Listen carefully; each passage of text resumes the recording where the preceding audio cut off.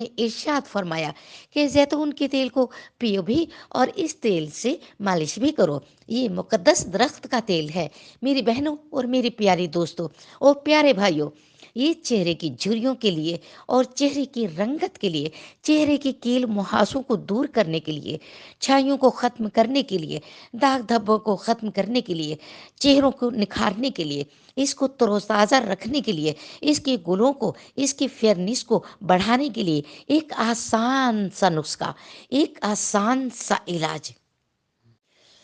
कुरान और हदीस में ये जैतून का तेल मेरी बहनों और मोहतरम भाइयों, जैतून के तेल में एक ऐसी बेहतरीन अल्लाह की नेमत है, एक नेमत जो घर घर में पाई जाती है, जो हर घर में मयसर है, जो हर शख्स आसानी से ख़रीद सकता है, वो दारचीनी है।